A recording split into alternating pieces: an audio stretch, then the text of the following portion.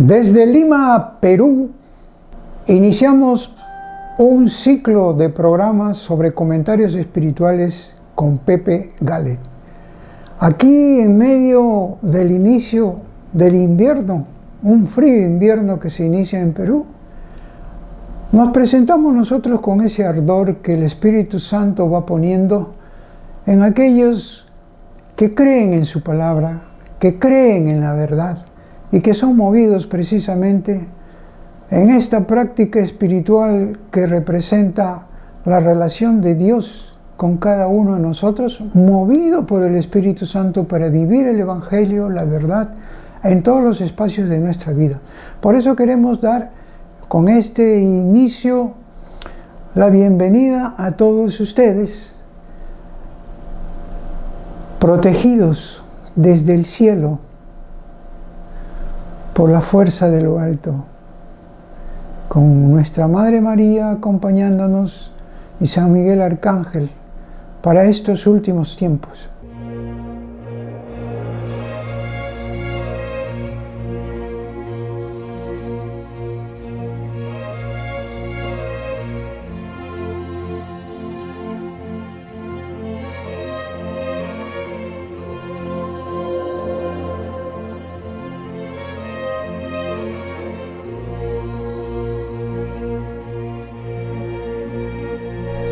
Y vamos a dar inicio con dos programas muy importantes. Para hoy día tenemos para desarrollar los dos papas en Roma. ¿Por qué este tema? Porque hemos visto lamentablemente una confusión, una división, y lo que nos llama la atención en personajes muy importantes, bíblicos muy importantes, teólogos espirituales muy importantes, pero sin embargo, como se dice, en los últimos tiempos muchos santos serán engañados. Y nosotros, desde la perspectiva de la práctica espiritual, es que vamos a hablar sobre este tema. ¿Por qué los dos papas en Roma? Muchos hablan que el único papa es Benedicto y otros que hasta siendo católico, porque eso se puede admitir con los protestantes, que califican como el antipapa al Papa Francisco, y otros católicos que lo llaman simplemente Bergoglio, ofendiendo lo que es al propio Espíritu Santo, que es quien mueve la Iglesia. Y nos vamos a basar en los mismos documentos de aquellos que interpretan mal la decisión que tuvo el Papa Benedicto XVI en realizar la renuncia. Dicen que la renuncia no es válida, que el cónclave no vale, que sigue siendo el Papa Benedicto XVI y que hubo muchos procesos dentro del mismo acto del cónclave para elegir el Papa, o sea, muchos actos, y que en un comienzo salió elegido otro cardenal, pero después se anuló en vista de que hubo cierto vicio en la elección, al existir doblemente la votación de un cardenal dos veces por una misma persona. Bueno, todo eso se puede entender desde la razón, pero desde la espiritualidad es un complemento que integra el entendimiento.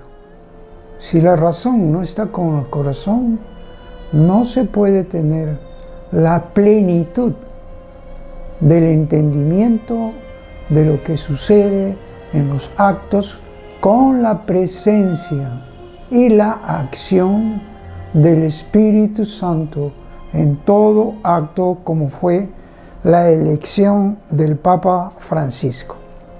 Entonces nosotros vamos a empezar en primer lugar haciendo mención de que ¿Es válida la renuncia que hizo el Papa Benedicto XVI?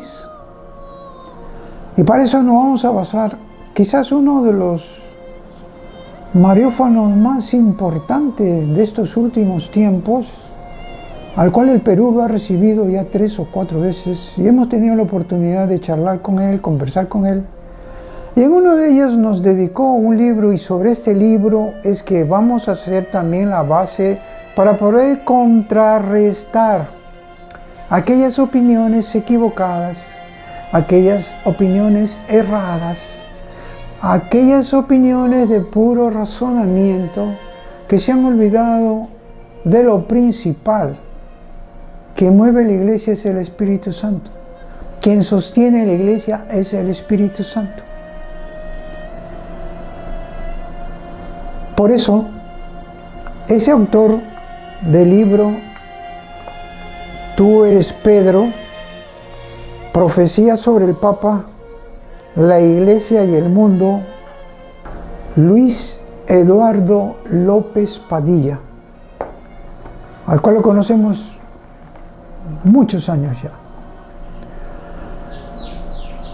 Y una de las importancias en cuanto a los que dudan, a los que no aceptan al Papa Francisco como Papa,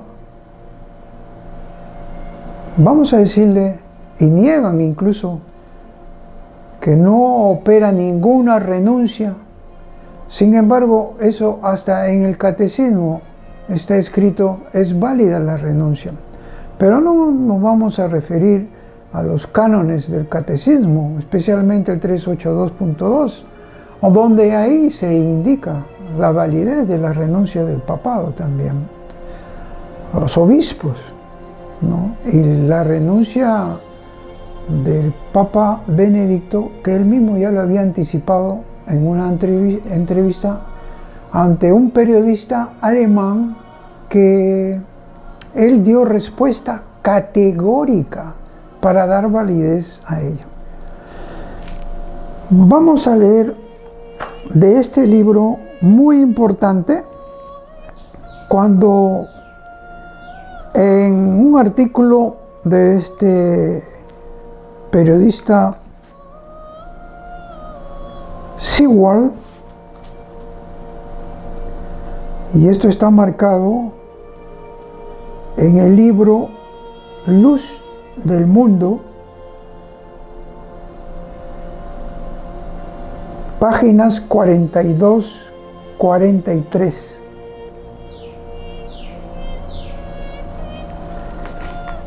En el artículo de Sewall hace algunas reflexiones sobre el cardenal Joseph Ratzinger. Y dijo aquella vez, los años le han puesto a dura prueba. Está descrito como un perseguidor, cuando realmente era un perseguido, el chivo expiatorio acusado ante cualquier injusticia. Pero nadie le ha oído lamentarse, ni nadie le ha oído un comentario negativo sobre otras personas. Ese es el Papa Benedicto. Y esa hipótesis de la renuncia válida del Papa también fue consagrada más adelante, o sea, años anteriores, por Juan Pablo II, en la ya citada Constitución Apostólica Universi Dominici Gregis, 22 de febrero de 1996 todavía, donde dice, se prevé explícitamente que la sede vacante puede provocarse no solo por la muerte del Papa, sino también por su válida renuncia. Así que aquellos que dicen que el Papa no puede renunciar, que no es válida su renuncia, que no es aceptada su renuncia, como otros cardenales, otros teólogos lo han manifestado expresamente en los diferentes medios católicos, pues nosotros le decimos que no es así.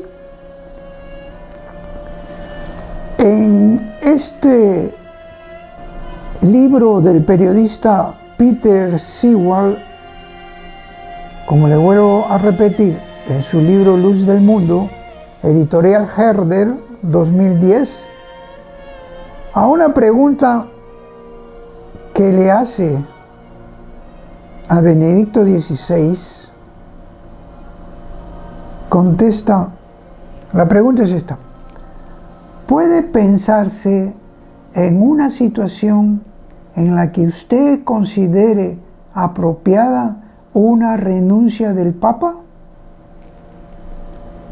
Repito, ¿puede pensarse en una situación en la que usted considere apropiada una renuncia del Papa? ¿Y qué contesta Benedicto XVI? Sí.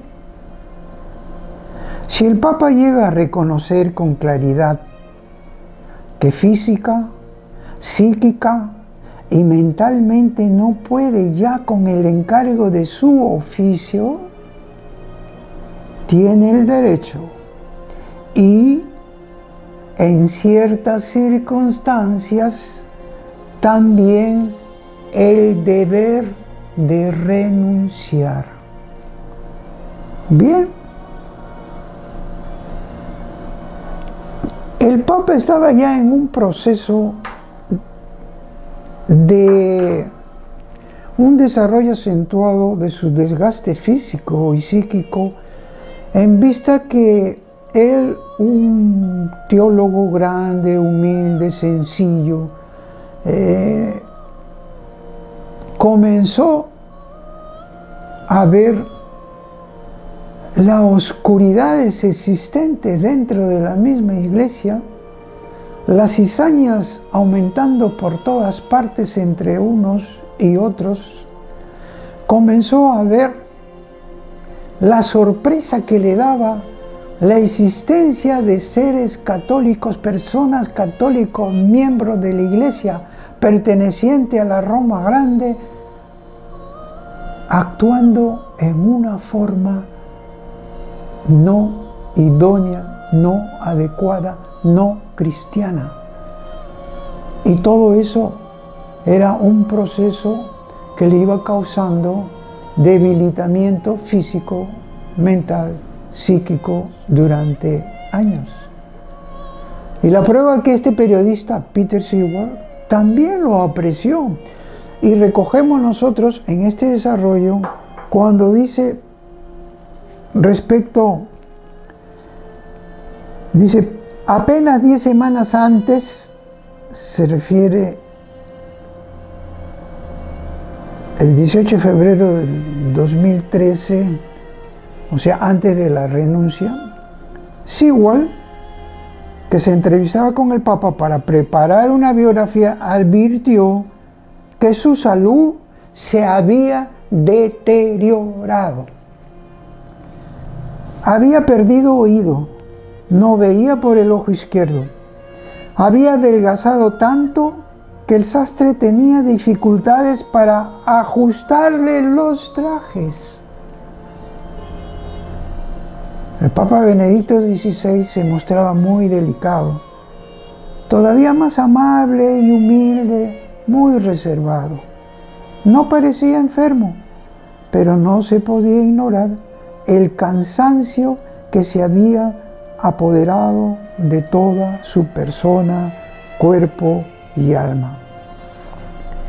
Y eso eran los problemas que suscitaba estar ahí en la silla,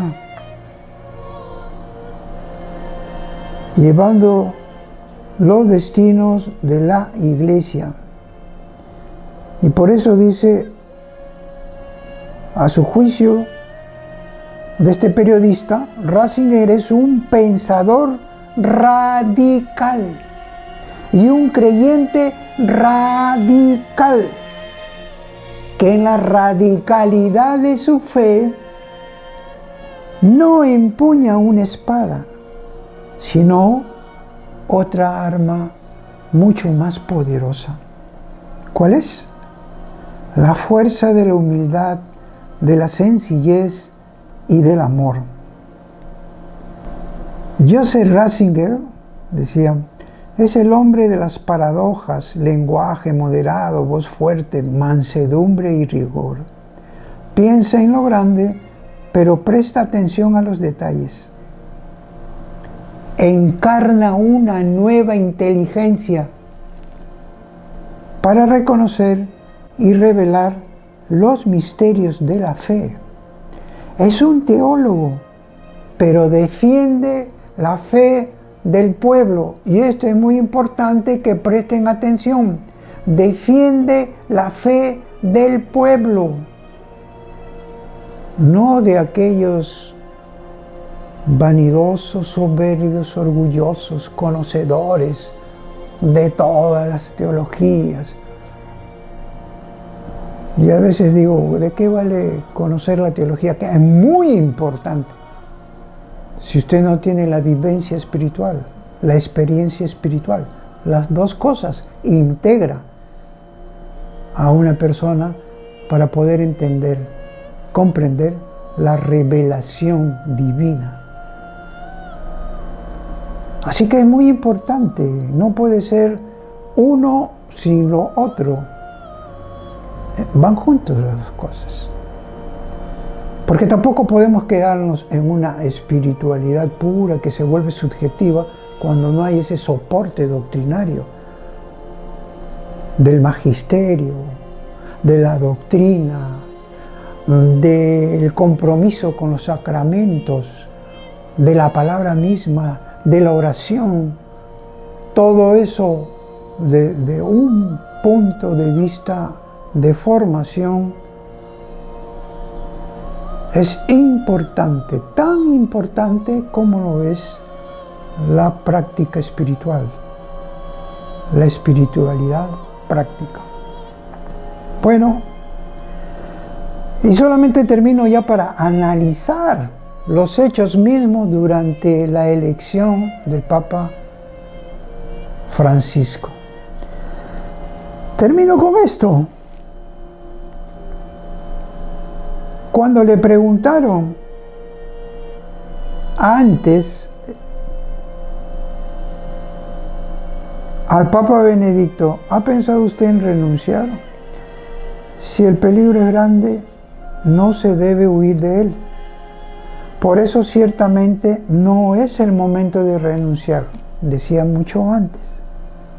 Justamente en un momento como este, cuando está en medio, direccionando la iglesia, manejando la iglesia por inspiración del Espíritu Santo, en medio de lobos, en medio de cardenales masones de la oscuridad, en medio de la corrupción, en medio de tantos sinsabores que hay que vivirlo en el pellejo para sentir, reconocer y ver cómo la iglesia se va tambaleando, porque en estos últimos tiempos son los tiempos de la oscuridad, como también contrarrestamos con los tiempos del Espíritu Santo, que al final lo que va a prevalecer es la luz, no la oscuridad. Las puertas del infierno jamás van a prevalecer sobre la iglesia. Entonces seguimos, decía, en momentos como este hay que permanecer firme y arrostrar la situación difícil. Esa es mi concepción. Se puede renunciar en un momento sereno o cuando ya no se puede más, pero no se debe huir en el peligro y decir que lo haga otro. Ahora vamos a demostrar, esto es tan importante para que cuando los hechos que se dieron durante la elección del Papa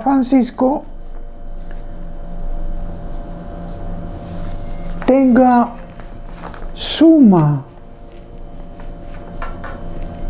importancia para un buen entendimiento, una correcta interpretación y para dar validez desde el punto de vista de la espiritualidad, lo que fue la elección.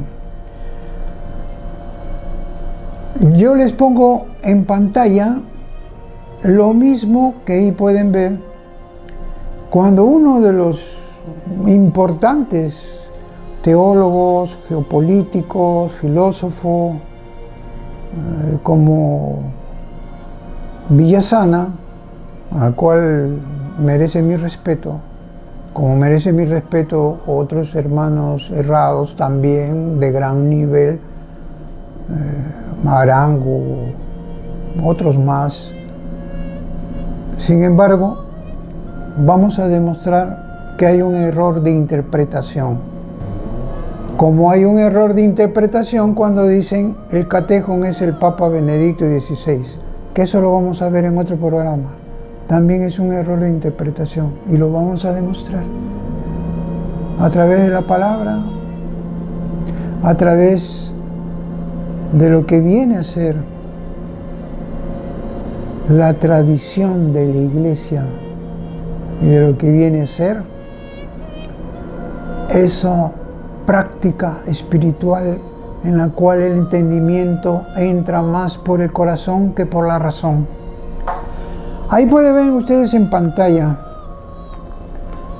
El 11 de febrero Benedicto da a conocer su renuncia. El 25 de febrero publica un motu proprio para que se pueda adelantar el cónclave. El 27 de febrero lee el texto de su renuncia. El 12 de marzo comienza el cónclave. 115 cardenales electores. Y en la cuarta votación sale electo Papa el cardenal Angelo Scola, quien toma el nombre de Juan 24. Pueden seguir viendo ahí, pero lo hacen volver a la Capilla Sistina. Como les había anticipado, por un vicio, un error que hubo, que fue válido, no fue válido, ya esas son opiniones que vamos a desbaratar desde el punto de vista de la perfección del Espíritu Santo en el Padre, en el Hijo. Dice, me refiero a la perfección para manejar el cónclave, dirigir el cónclave. Estamos hablando de este acto. Y dice una serie de aspectos que ahí ven, al cual nosotros consideramos que vamos a tratar más que nada el texto de la renuncia, y ahí pasamos a otra parte sobre el texto de la renuncia. Yo quiero ver el párrafo 12 y 13 como está ahí, el texto español de la despedida, 27 de febrero 2013.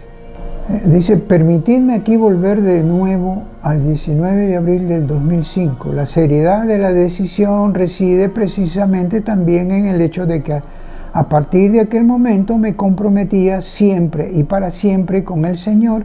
Siempre quien asume el ministerio petrino, nunis petrinum, ya no tiene ninguna privacidad. Él siempre es también un para siempre.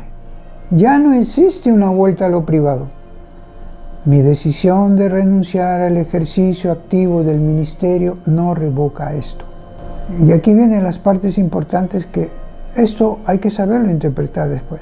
Ya no tengo la potestad del oficio para el gobierno de la Iglesia, pero en el servicio de la oración, esto es el siempre y para siempre, es el compromiso que tenía el Papa Benedicto XVI, hoy Papa emérito, el siempre y para siempre. En el servicio de la oración permanezco, por así decirlo, en el recinto de San Pedro. Ahora, las consecuencias y los alcances de todo esto, vayamos a la otra parte, que ahí la pueden ver también. Nosotros vamos a ir de frente, ahí pueden ver todos los puntos del comunicado que dio el director Federico Lombardi. O sea, todas las intenciones, todo lo que se iba a realizar, pero yo quiero que vean el punto 7. El punto 7 tienen que entenderlo bien, porque es complemento de todo lo que estamos diciendo.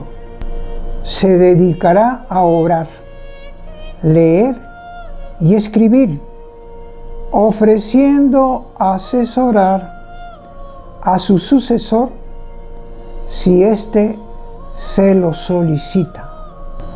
O sea, su sucesor, el Papa Francisco. Y el punto 9, este es un gran detalle de interpretación complementaria, armónica y un poquito para explicar con las profecías y los mensajes, etc. Algo importantísimo. El arzobispo George Ganswein seguirá siendo su secretario particular. Sigue con el Papa Benedicto XVI. Sigue siendo su secretario particular. Y aquí viene el añadido para unir la misma fe, el mismo compromiso y el estar bajo la cruz parado, soportando todos estos últimos momentos dificultosos y de tribulación que va pasando la iglesia, sosteniendo la barca, sosteniendo la iglesia. ¿Qué dice este punto 9? El arzobispo George Ganswein seguirá siendo su secretario particular y también del nuevo Papa.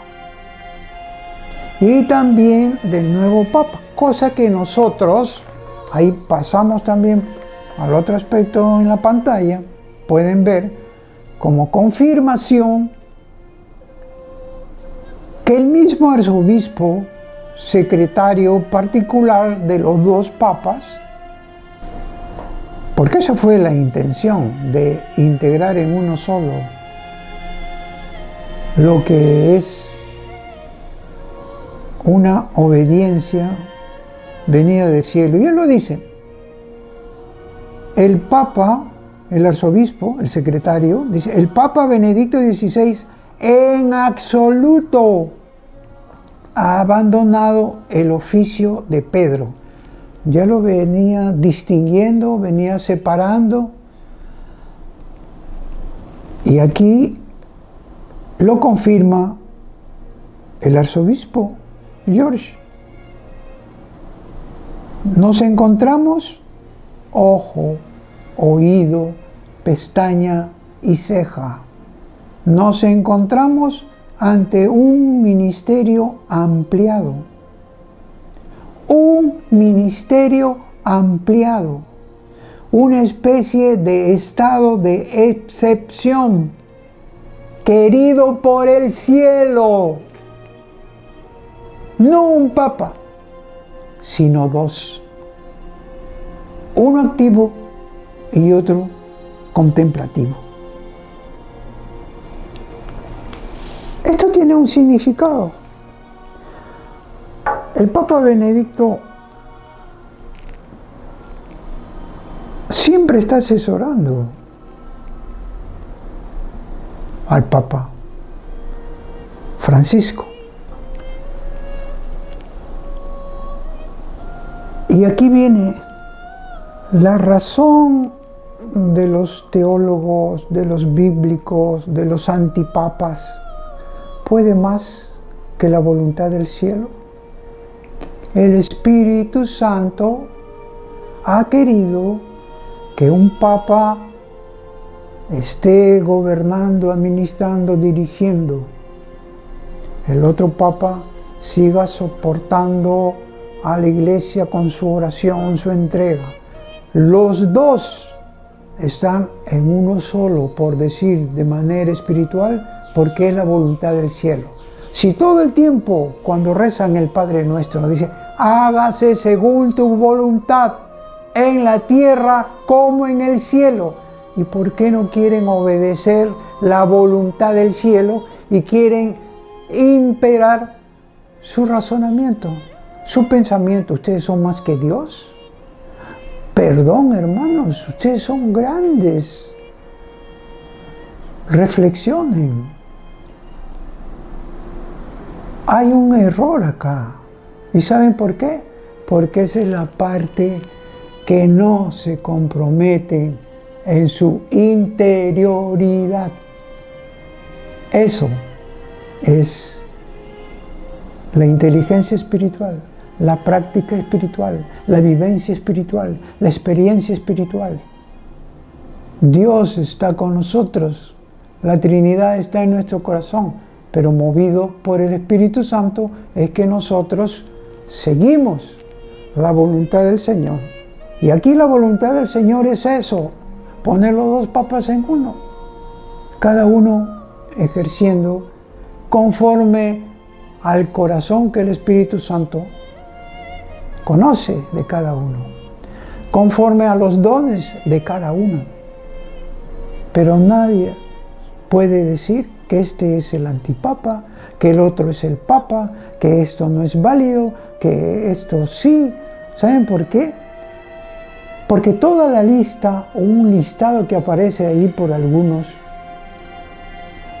que también interpretan mal y se llevan de algunos medios de comunicación, inclusive católicos, que distorsionan las palabras, a veces en entrevistas o a veces cuando cogen un comentario o un hablar del Papa en determinadas circunstancias y distorsionan, porque una cosa es el lenguaje racional, el lenguaje humano, y otra cosa es el lenguaje espiritual. Y cuando se asocia para poder participar sobre un conocimiento de algún tema, de algún tópico, de algo, a veces uno está hablando con el lenguaje trascendental, sobrenatural, pero lo están entendiendo con el lenguaje humano. Ahí está la diferencia. Y eso es lo que pasa. Y le hacen un listado al Papa Francisco de una serie de herejías que ha cometido. Los papas no cometen herejías. Revisen. Cuando Jesús le dice a Pedro, el demonio le ha pedido autorización para tentarlo, y él le dice, yo voy a orar por ti para que no pierdas la fe. ¿Qué quiere decir? Una cosa es que se cometa errores de opinión, que en el decir a veces no es la comunicación exacta de lo que se quiere decir o de lo que se ha captado o lo que se ha recogido, y ahí viene la distorsión. Por lo tanto, la herejía más bien lo están cometiendo aquellos que están hablando contra el Papa Francisco. Él se encarga de lo administrativo, los protocolos, la representatividad, el manejo, el procedimiento al interior de la iglesia. Y también está pasando y soportando los mismos problemas que pasó el Papa Benedicto XVI, que por tener mayor años de edad, consideró por voluntad del cielo dar un paso, pero inteligente. Esto es una jugada grande que se hizo obedeciendo al Espíritu Santo. Y todo esto está documentado. Por lo tanto, En este primer comentario que estamos auspiciando y hablando sobre los dos papas en Roma, el suelo está parejo. Más bien, no hablemos mal del Papa, porque ahí estamos blasfemando contra el Espíritu Santo. Sí, aunque no lo crean. Hágase tu voluntad. Esta es la voluntad del cielo, como en la tierra, como en el cielo. Y eso lo ha dicho el mismo secretario que está unido al Papa Benedicto XVI y está unido el arzobispo Riors con el Papa Francisco. Así que todo lo demás son especulaciones, interpretaciones erradas, no de mala fe, porque son buenos católicos los que han incurrido en esto, como también estamos viendo amistades, hermanos, conocidos, que se dejan llevar pues por estas divisiones que ya no es propia de la luz, sino de la oscuridad. Y con esto me despido, hasta la próxima, que sí, también vamos a hablar del catejón. Y ya desde ya le decimos, el Papa Benedicto XVI no es el catejón. Seguimos hasta la próxima, con la bendición y la fuerza de lo alto, para que nuestra vida sea un compromiso de transformación por la gracia que se nos concede desde el cielo. Mucha Eucaristía, mucha oración y mucha confianza cuando se dice: protégeme, Dios mío, que me refugio en ti. Hasta la próxima.